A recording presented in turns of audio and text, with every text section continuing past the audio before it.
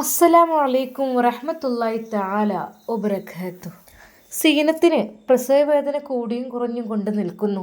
എന്നാൽ ഷമീറിൻ്റെ മനസ്സിലും സമാധാനമുണ്ടായിരുന്നില്ല. ഷെഫി ഉസ്താദിനെ വിവരമറിയിക്കണം എന്നുള്ളത് ആങ്ങളെ പറഞ്ഞിരുന്നു. പക്ഷേ എന്തിന്? അങ്ങനെ അറിയിക്കുന്നതിലും അർത്ഥമില്ലല്ലോ. അവളായിട്ട് തന്നെ അവളുടെ ജീവിതത്തിൽ നിന്ന് ഒളിച്ചോടിയതല്ലേ. പിന്നീട് അത് പറഞ്ഞിട്ട് കാര്യമില്ലല്ലോ. എന്നാൽ ഉപ്പ പറഞ്ഞു, മോനെ വേണ്ട, അറിയിക്കണ്ട. നമ്മളുടെ മകളുടെ ഭാഗത്താണ് തെറ്റ്. ഒരിക്കലും ഷെഫി ഉസ്താദ് തെറ്റുകാരനല്ല. അവൻ നല്ല രീതിയിൽ അവളെ നോക്കിയതായിരുന്നു. പക്ഷെ എന്ത് ചെയ്യാൻ, അവളുടെ ഓരോ തെറ്റുകൾ കൊണ്ട് പറഞ്ഞിട്ട് കാര്യമില്ല. അല്ലാഹു സുബ്ഹാനഹു വ തആല രക്ഷിക്കട്ടെ. ഉപ്പ പറയണ്ടേ? എന്താ മോനെ പറഞ്ഞു? എന്തിനാണ് വിഷമിപ്പിക്കുന്നത് അവരെ? സാരമില്ല. എന്നാൽ ഷമീർ ഹൃദയം പൊട്ടി ദുആ ചെയ്യുകയായിരുന്നു. അതെ റബ്ബേ, അവൾക്കൊന്നും ഉണ്ടാവരുതേ, പെട്ടെന്നെല്ലാം കഴിയണേ എന്നോർത്ത്. പക്ഷേ സീനത്ത്, അവളുടെ ഭർത്താവിനെ വഞ്ചിച്ചതാണ്. അതുകൊണ്ട് തന്നെ ചില ശിക്ഷകൾ പടച്ച റബ്ബ് ദുനിയാവിൽ നിന്ന് തന്നെ നമുക്ക് നൽകും. അതോടുകൂടി അള്ളാഹു അവരുടെ പാപമെല്ലാം അങ്ങ് മായ്ച്ചു കളയും. നമ്മുടെ സീനത്തിന് തെറ്റുകൾ ചെയ്തതിൻ്റെ ഫലമായിക്കൊണ്ട് അതിൻ്റെ പ്രതിഫലം കിട്ടിക്കഴിഞ്ഞു. രാജേഷിൻ്റെ അടുത്തു നിന്ന് തന്നെ ഒരുപാട് തെറ്റുകുറ്റങ്ങൾ ചെയ്തതിൻ്റെ പേരിൽ നല്ലോണം ലഭിച്ചു. എന്നാൽ ഇനിയും പരീക്ഷണം അവസാനിച്ചില്ലേ എന്നൊരു ചിന്തയുമുണ്ട് അവൾക്ക്. റബ്ബേ, അവൾക്ക് പെയിൻ കൂടുന്നില്ല. കൂടിയാലല്ലേ എന്തെങ്കിലുമൊക്കെ ആവുള്ളൂ. ഇത് കൂടിയും കുറഞ്ഞും അങ്ങനെ നിന്നിട്ട് ഒരു സുഖമില്ല. എന്നാൽ ഇടയ്ക്കിടെ സിസ്റ്റർമാർ വന്ന് അവളുടെ BP നോക്കും, ഷുഗർ നോക്കും. എല്ലാം നോർമൽ തന്നെയാണ്. അതിനിടയ്ക്ക് ഡോക്ടർ വന്ന് ലാബ് റൂമിലേക്കൊന്ന് ചെല്ലാൻ പറയും. അവൾ ചെല്ലും, പരിശോധിക്കും. മോളെ ഒന്നും ആയിട്ടില്ല എന്ന് പറഞ്ഞ് തിരിച്ചു വിടും. പിന്നീട് ഡോക്ടർ മുംതാസിന് തന്നെ ചെറിയൊരു പേടി. പഠിച്ചോനെ, ഇതിപ്പോൾ ഞാൻ എല്ലാവരെയും ചെയ്യുന്ന പോലെ തന്നെയാണ് ഇവളെയും ചെയ്തത്. ആദ്യം തന്നെ മരുന്ന് വെച്ച് വേദന കൂട്ടി അത് ഒരു ഓപ്പറേഷനിലേക്ക് ആക്കാൻ ഞാൻ ആഗ്രഹിക്കുന്നില്ല. കാരണം 2 മണിക്കൂർ കൊണ്ട് പ്രസവം ഉണ്ടാവുമെന്ന് പറഞ്ഞാൽ അതൊരു പക്ഷേ ആ ഒരു സമയത്ത് നടന്നില്ലെങ്കിൽ നമുക്കതൊരു ഖേദമായി മാറും. അതുകൊണ്ട് തന്നെ എനിക്കതിനോട് താല്പര്യമില്ല. സ്വാഭാവികമായിട്ടുള്ളൊരു വേദന, അതാണ് ഞാൻ ഉദ്ദേശിക്കുന്നത്. എന്നാൽ ലാബ് റൂമിലേക്ക് പോയ സീനത്തിനെ തിരികെ വിട്ടില്ല. എന്നാൽ സിസ്റ്ററോട് അതാ ഷമീർ ചോദിക്കുന്നു, സിസ്റ്ററെ, സീനത്തിനെ ഡോക്ടർ പരിശോധിച്ചുകൊണ്ടിരിക്കുകയാണ് കേട്ടോ, ഒന്നും ആയിട്ടില്ല എന്നൊക്കെയാണ് പറയുന്നത്. അങ്ങനെ അത് കുറച്ച് കഴിഞ്ഞപ്പോൾ ഡോക്ടർ അങ്ങോട്ട് വന്നു. പിന്നെ സീനത്തിൻ്റെ കൂടെയുള്ളവർ ഷമീർ, അവൾക്കൊന്നും ആയിട്ടൊന്നുമില്ല. പിന്നെ കൂടുതലായിട്ട് ഇനി നാളെയാണ് ഡേറ്റിൻ്റെ ദിവസം. അപ്പോൾ ഇനി കൂടുതൽ നമുക്ക് നിർത്താനും പറ്റില്ല, അങ്ങനത്തെ രീതിയിലുണ്ട്. പക്ഷേ എനിക്ക് ഒട്ടും ഇഷ്ടമല്ല കേട്ടോ മനുഷ്യ ശരീരം കീറി മുറിക്കുക എന്നുള്ളത്. അതെനിക്ക് തീരെ താല്പര്യമില്ലാത്ത വിഷയമാണ്. ഞാൻ കഴിയുന്നത് എന്നെക്കൊണ്ട് ഞാൻ പ്രസവിപ്പിക്കാൻ വേണ്ടി ശ്രമിക്കും. പക്ഷെ നിവൃത്തികേട് കൊണ്ട് ചില സമയത്ത് ഓപ്പറേഷൻ്റെ അവസ്ഥയും വരാറുണ്ട്. എല്ലാം നമ്മളുടെ അടുത്തല്ലല്ലോ, നമ്മൾ ശ്രമിക്കുക, പിന്നെ പഠിച്ചോൻ കരുതും പോലല്ലേ. ഡോക്ടറെ, ഞാൻ എന്ത് ചെയ്യണം അവൾക്ക് വേണ്ടി? അതെ, ഷമീറിൻ്റെ ആ ഒരു വാക്ക് കേട്ടപ്പോൾ ശരിക്കും ഡോക്ടർ പറഞ്ഞു, ഷമീർ, ഇതുപോലുള്ള ഭർത്താവിനെ തന്നെയാണ് ആവശ്യം. നിങ്ങളുടെ ആ ഒരു പ്രാർത്ഥന തന്നെ മതിയല്ലോ. എന്തൊക്കെ തന്നെയായാലും ഉമ്മയും ഉപ്പയൊക്കെ പ്രാർത്ഥിക്കണം. എന്നാൽ അതിനേക്കാളേറെ കൂടുതലായിട്ട് തൻ്റെ കുഞ്ഞാണ് പിറക്കാൻ പോകുന്നത്, തൻ്റെ പ്രിയപ്പെട്ട ഭാര്യയാണ് ലേബർ റൂമിൽ പിടയുന്നത് എന്നുള്ള ആ ഒരു മനസ്സ് ഉൾക്കൊണ്ടുകൊണ്ട് ഭർത്താവ് ദുആ ചെയ്താൽ ഇൻഷാ അല്ലാഹ് തീർച്ചയായും എല്ലാം റാഹത്താവും. ഒരു നിമിഷം ഷമീർ ഞെട്ടിപ്പോയി. റബ്ബേ, ഞാനൊരിക്കലും അവളുടെ ഭർത്താവല്ല, അതെൻ്റെ കുഞ്ഞുമല്ല. അത് ഡോക്ടർ അറിഞ്ഞിട്ടില്ല. അറിഞ്ഞു കഴിഞ്ഞാൽ തീർച്ചയായും ഡോക്ടർ എന്തെങ്കിലുമൊക്കെ പറയും. അതുകൊണ്ട് വേണ്ട, പാവാണ് സീനത്ത്, തെറ്റ് പറ്റിപ്പോയില്ലേ, ഇനിയിപ്പോൾ അവളെ വഷളാക്കണ്ട എന്ന് കരുതി അതുവരെ പറഞ്ഞിട്ടില്ലായിരുന്നു. അതുകൊണ്ട് അവളുടെ ഭർത്താവിൻ്റെ സ്ഥാനത്താണ് എല്ലാവരും എന്നെ കാണുന്നത്, ഡോക്ടർ അടക്കം. ഡോക്ടറെ, പേടിക്കണ്ട, ഒന്നുമില്ല, നമുക്ക് ട്രൈ ചെയ്ത് നോക്കാം, ഓക്കെ. അങ്ങനെ അത് ലാബ് റൂമിൽ കിടക്കുന്ന സീനത്തിനോട്, മോളെ സീനത്തെ, നാളെയാണ് ഡേറ്റ്, എന്തായാലും മോള് റൂമിലേക്ക് പോയിക്കോളൂ. പിന്നെ നല്ല രീതിയിൽ ഭർത്താവിൻ്റെ കൈ പിടിച്ചുകൊണ്ട് നടന്നോട്ടോ, അവിടേക്ക് നടന്നോ, സ്റ്റെപ്പ് കയറി ഇറങ്ങിക്കോ. നാളെയാണ് ഡേറ്റ് കഴിഞ്ഞാൽ പിന്നെ നമുക്ക് കൂടുതലായിട്ട് ഇവിടെ അങ്ങനെ നോക്കാം ഇൻഷാ അല്ലാ കേട്ടോ. ഡോക്ടറെ എനിക്ക് പേടിയൊന്നും. എന്താ മോളെ, പേടിക്കേണ്ട ഒരു ആവശ്യമില്ല. പെട്ടെന്ന് സീനത്തിൻ്റെ കൂടെ ആ ഡോക്ടർ വിളിക്കുന്നു. ഭർത്താവിനോട് വരാൻ പറഞ്ഞു. ഒരു നിമിഷം ആ ഉമ്മയും ഉപ്പയും ഷമീറിൻ്റെ മുഖത്തേക്ക് നോക്കിയിട്ട് പറഞ്ഞു, മോനെ ചെല്ല്. ഡോക്ടർ വിളിപ്പിക്കുന്നു. ഇനി റൂമിലേക്ക് വിടണോ അതോ ഇനി ഇവിടെ തന്നെ കിടത്തിയാൽ മതിയോ? ഇവിടെ തന്നെ കിടത്തുകയാണെങ്കിൽ മെഡിസിനൊക്കെ കൊടുത്ത് കിടത്തേണ്ടി വരും. അപ്പോൾ പിന്നെ നമുക്ക് പറയാൻ പറ്റില്ല കേട്ടോ. എന്തായാലും എനിക്ക് ഏറ്റവും ഇഷ്ടം സ്വാഭാവികമായിട്ടുള്ള ഒരു വേദന, പെയിന് വന്നിട്ട് പ്രസവിക്കുന്നതാണ്. അതാകുമ്പോൾ നമുക്ക് കുട്ടികൾക്ക് അധികം കേട് വരില്ല. മറ്റൊരു ശക്തമായ മരുന്നൊക്കെ അടിച്ച് കയറ്റി കഴിഞ്ഞാലേ അത് ഡോസ് കൂട്ടി എടുത്തു കഴിഞ്ഞാലും അതിശക്തമായ വേദന വന്നിട്ട് പെയിന് സഹിക്കാൻ കഴിയാതെ അതേ കുട്ടിയൊക്കെ ആകപ്പാടെ ഇറങ്ങി വന്ന് കുടുങ്ങി കിടക്കുന്ന അവസ്ഥയൊക്കെ വരാൻ ചാൻസ് ഉണ്ട്. അതുകൊണ്ട് നിങ്ങളുടെ ഇഷ്ടം പോലെ തീരുമാനിക്കാം. ഡോക്ടറെ, അവൾ വല്ലാതെ വിഷമിപ്പിക്കാതെ വേദനിപ്പിക്കാത്ത രീതിയിൽ പ്രസവം ഉണ്ടാവുമോ? അത് എന്തെങ്കിലും വഴിയുണ്ടോ? എന്തായാലും മോളെ, നിനക്ക് കിട്ടിയ ഭർത്താവും നല്ലൊരാൾ തന്നെയാണ്.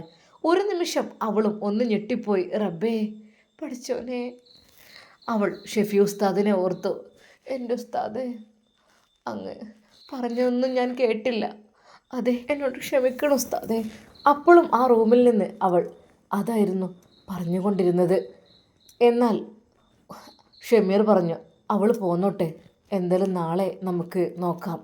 അങ്ങനെ അതാ അവൾ കട്ടിലിൽ നിന്ന് ഇറങ്ങി നടന്നു ഷമീറിൻ്റെ കൂടെ. മോളെ എങ്ങനെയുണ്ട്? ഡോക്ടർ വിവരങ്ങൾ ഉമ്മയോടും പറഞ്ഞു. അത് വലിയ പെയിനൊന്നും വന്നില്ല, നന്നായിട്ട് നടക്കട്ടെ കേട്ടോ, നന്നായിട്ട് നടന്നിട്ട് അപ്പോൾ എന്തെങ്കിലുമൊക്കെ ചെയ്യാം, ഓക്കെ. അങ്ങനെ അതാ അവർ നടക്കാൻ തുടങ്ങുന്നു. ശരിക്കും മുംതാസ് ഡോക്ടറിന് വല്ലാത്തൊരു ടെൻഷനുണ്ടായിരുന്നു. കാരണം അവളുടെ വയറും കാര്യങ്ങളൊക്കെ കണ്ടപ്പോൾ ഇപ്പോൾ പ്രസവിക്കും എന്നുള്ള രീതിയിലായിരുന്നു. പക്ഷെ പ്രഷറെങ്ങാനും കൂടിപ്പോയോ അറിയില്ല. അതൊന്നുമില്ലല്ലോ, ഒക്കെ നോർമലാണല്ലോ. ശരിക്കും ഡോക്ടർക്ക് തന്നെ ചെറിയൊരു ടെൻഷൻ വന്നു കഴിഞ്ഞു. നമുക്ക് നോക്കാം എന്ന് തന്നെ എങ്കിൽ അവർ ഉരുവിട്ടുകൊണ്ടിരുന്നു. അങ്ങനെ അതാ ഷമീർ അവളെ നടത്തിക്കൊണ്ടിരിക്കുന്നു. അവളുടെ കൈ പിടിക്കാൻ വയ്യല്ലോ. അവളെ മറ്റൊരുത്തൻ്റെ ഭാര്യയായിട്ടല്ലേ നിൽക്കുന്നത്. ഒരിക്കൽ പോലും എനിക്ക് അവളുടെ കൈ പിടിക്കാൻ കഴിയില്ലല്ലോ. എങ്കിലും ഷമീർ തന്നെ കൊണ്ട് കഴിയുന്ന രീതിയിൽ അവളെ നടത്തിയിട്ടും കോണിയൊക്കെ കയറ്റിയിട്ടും ഇറക്കിയിട്ടും അങ്ങനെ പ്രാക്ടീസ് ചെയ്യുന്നു. ശരിക്കും ആ വീട്ടുകാർ അത് നോക്കി നിന്നു. എന്നാൽ ഈ ഒരു കാഴ്ച മുംതാസ് ഡോക്ടറും കണ്ടപ്പോൾ മുംതാസ് ഡോക്ടർക്ക് സന്തോഷമായി. ഞാൻ പറയുന്നത് പോലെയൊക്കെ അവൻ ചെയ്യുന്നുണ്ട്, നല്ല പയ്യനാണ് അവന്. ശരിക്കും ഡോക്ടർക്കും തന്നെ നല്ല രീതിയിൽ ഇഷ്ടപ്പെട്ടു ഷമീറിനെ. അങ്ങനെ എന്തൊക്കെ തന്നെയാലും അവർ വരാന്തയിലൂടെയും കോണിപ്പടികളിലൂടെയും ഇറങ്ങിയും കയറിയും കൊണ്ടിരിക്കുകയാണ്. എന്നാൽ ഷമീറിനോട് അവൾ പറഞ്ഞു, ഇക്ക എനിക്ക് കഴിയുന്നില്ല. എന്തു പറ്റി? ഉമ്മയുടെ അടുത്തേക്ക് പോകണോ? അറിയില്ല. അതെ, അവൾക്ക് വേദന കൂടിക്കൂടി വരുന്നത് പോലെ അവൻക്ക് അനുഭവപ്പെട്ടു. നടക്കാൻ കഴിയുന്നില്ലേ ഇക്ക? ആ എന്താ മോളെ, ഞാൻ ഡോക്ടറെ വിളിക്കാം. വേണ്ട, ഞാൻ വന്നോളാം. എന്ത് പറ്റി? പെയിന് കൂടിയോ? ചെറുതായിട്ട്. എന്നാൽ അവളെ ലാബ് റൂമിലേക്ക് അവൻ തന്നെ കൊണ്ടുപോകാൻ ശ്രമിക്കുമ്പോൾ അവൾ പറഞ്ഞു, ഇപ്പം ചെറുതായിട്ട് പോയി.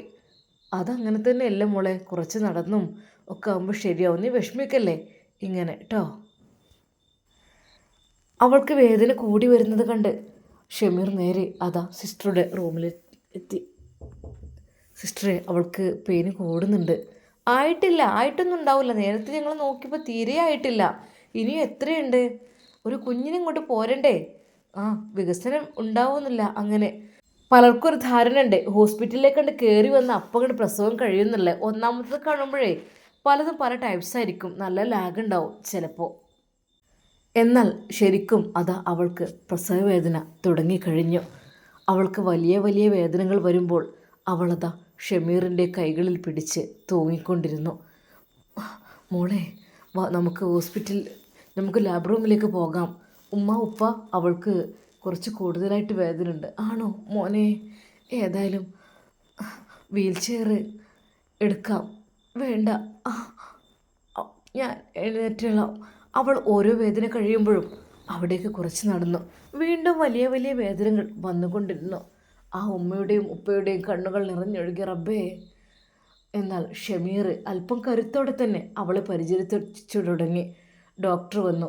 എന്തു പറ്റി സീനത്തെ, തുടങ്ങിയോ പെയിനൊക്കെ? ആയിട്ടൊന്നും ഉണ്ടാവില്ല, നടക്കണം, ഇങ്ങനെയൊന്നല്ല മോളെ. ഷമീർ കൈപിടിച്ച് നല്ലോണം നടത്തിക്കോ കേട്ടോ. മോളെ, നിനക്ക് ഇങ്ങനൊരു ഭർത്താവിനെ കിട്ടിയില്ലേ, അതും വലിയ കാര്യം തന്നെയല്ലേ. ഡോക്ടർ അവൻ്റെ മുമ്പിലായിക്കൊണ്ടത് പറഞ്ഞപ്പോൾ അവൻ്റെ ഹൃദയമൊന്ന് പിടച്ചു. അവൾക്ക് പെയിൻ കൂടിക്കൂടി വന്നു. അവളെ ലാബ് റൂമിലേക്ക് കൊണ്ടുപോയി.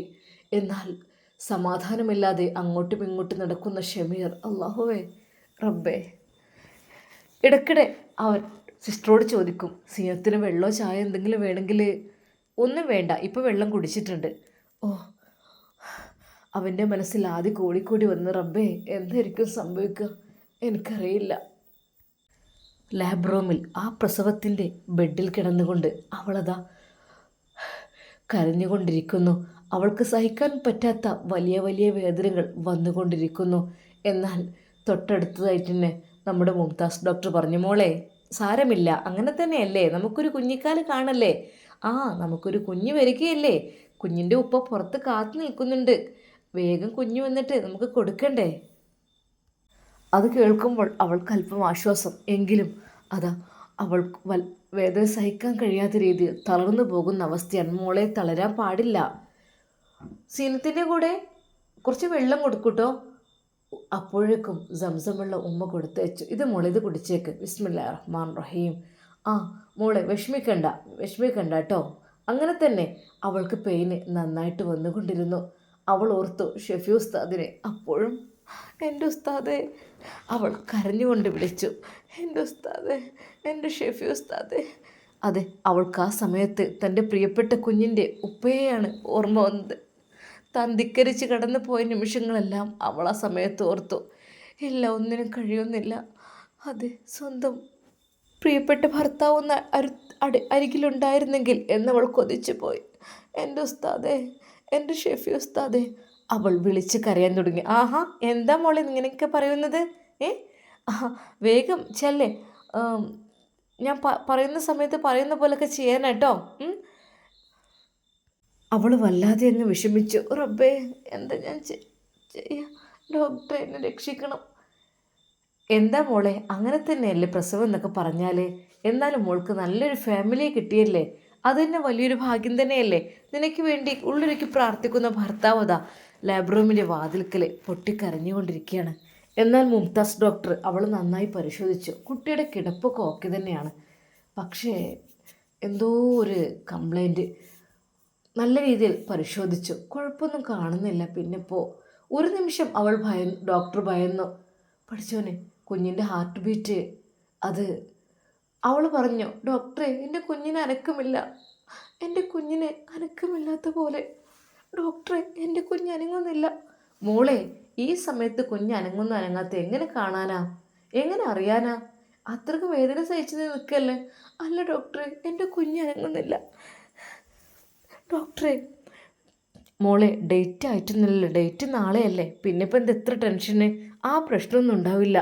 അപ്പോഴേക്കും ഡോക്ടർ സ്റ്റെതസ്കോപ്പ് വെച്ച് അവളുടെ വയറ്റിലൂടെ പരിശോധിച്ച് തുടങ്ങി. ഒരു നിമിഷം ഡോക്ടർ ഞെട്ടി. കുഞ്ഞിൻ്റെ ഹൃദയമിടിപ്പ് കേൾക്കാൻ പറ്റാത്ത രീതിയിലായപ്പോൾ. ഇൻഷാ അല്ലാ ഇതിൻ്റെ ബാക്കി ഭാഗം നമുക്ക് നാളെ കാണാം. പ്രിയപ്പെട്ടവരെ, സീനത്തിൻ്റെ കുഞ്ഞിന് എന്തെങ്കിലും സംഭവിക്കുമോ? ഷെഫി ഉസ്താദിൻ്റെ പ്രിയപ്പെട്ട കുഞ്ഞിന് എന്തെങ്കിലും സംഭവിക്കുമോ? നമുക്ക് കാത്തിരുന്ന് കാണാം. അതുവരേക്കും എല്ലാവർക്കും അസ്സലാമു അലൈക്കും വറഹ്മത്തുള്ളാഹി തആല വബറകാതുഹു.